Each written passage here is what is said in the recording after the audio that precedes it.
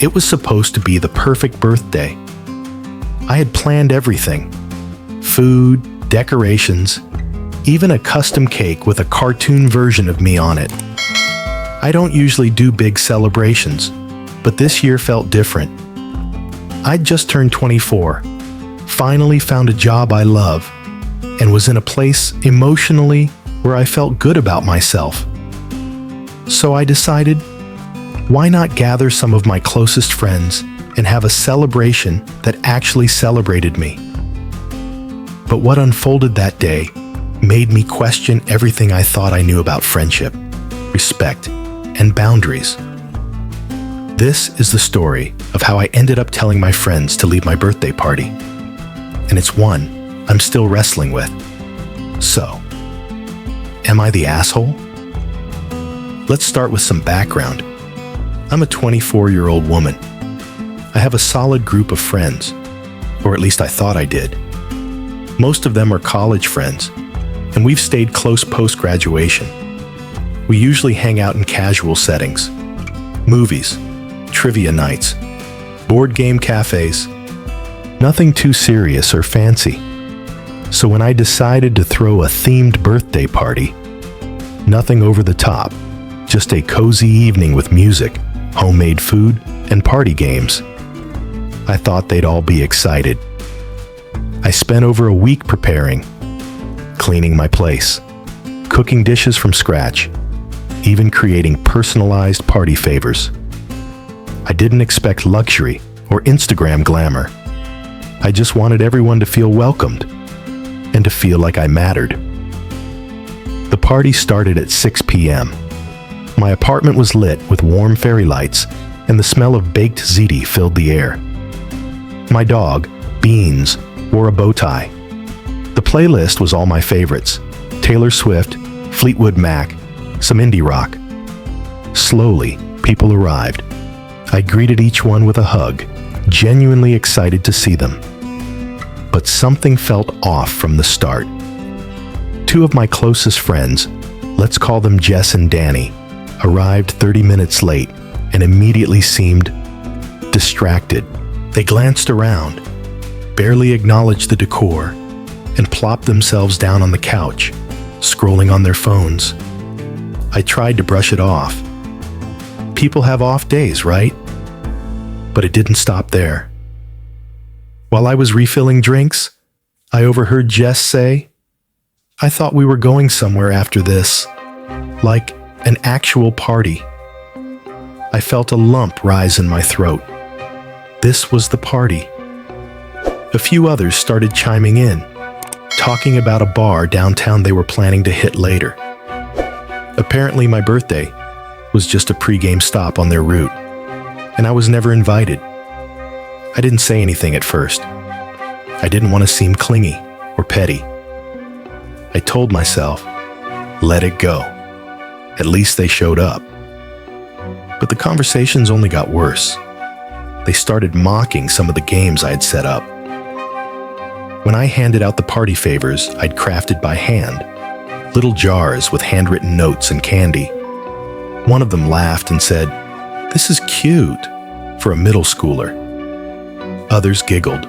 No one said thank you.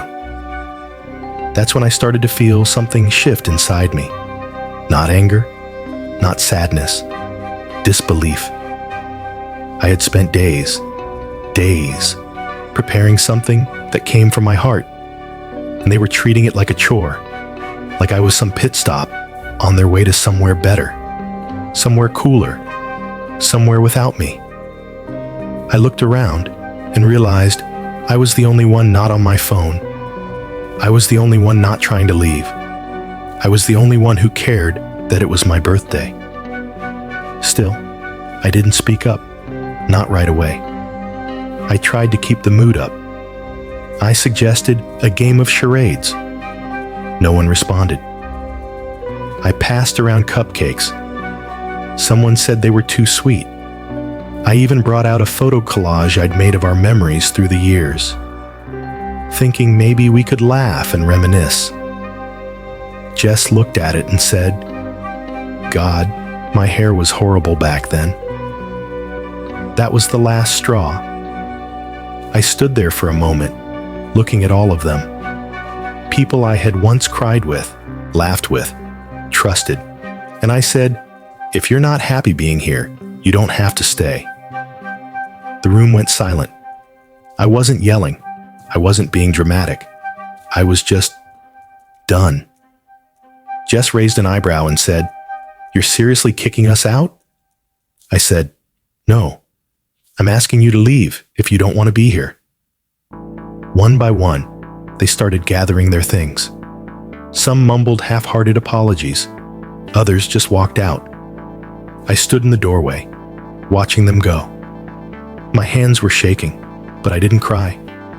Instead, I sat down at the table. I ate a cupcake by myself. I played my playlist on low volume, and I let myself feel proud for standing up for the person who actually cared about that day. Me. Later that night, I got a couple of texts. One said, "Sorry if we made you feel bad. We just thought you'd understand we wanted to go out." Another read, "Next time, maybe plan something more fun." I didn't respond. The next morning, I posted a photo of my decorations, my dog, and my cake. The caption read, "Thanks to everyone who made this night special." And honestly, I meant it, because in a weird way, it was special. It taught me something I didn't know I needed to learn. So, here I am, AITA, for asking my friends to leave my birthday party when they treated it like a joke. Some people online told me I was being overly sensitive, that adults don't take birthdays that seriously, that I should have just let them do their thing. But others, thank God for others, said what I hoped someone would say: you deserve to be celebrated. You deserve friends who show up with love, not just out of obligation. And you deserve to take up space on your own damn birthday. Here's what I think. Friendship is not just about shared memes, or tagging each other in posts, or meeting up for drinks. It's about presence. It's about effort. And it's about respect. If someone throws a party for themselves, no matter how small, silly, or sweet, it's a gesture of vulnerability. It's them saying, "Hey, I want to be seen today." And if you can't give that to them, maybe you don't deserve a seat at their table. To anyone listening right now, especially if you've ever felt overlooked on your birthday, or unappreciated by your friends, this story is your permission slip. You're allowed to want more. You're allowed to set boundaries. You're allowed to say, if you don't care about me, you can leave. And it doesn't make you an asshole. It makes you someone who knows your worth. Thanks for listening to this episode of AITA Stories. If this story hit you in the heart, share it with someone who needs a reminder of their value. And comment below. Have you ever had to ask friends to leave? Would you have handled it the same way? Let's talk. Until next time, take care of yourself. And if no one's told you this today, you matter.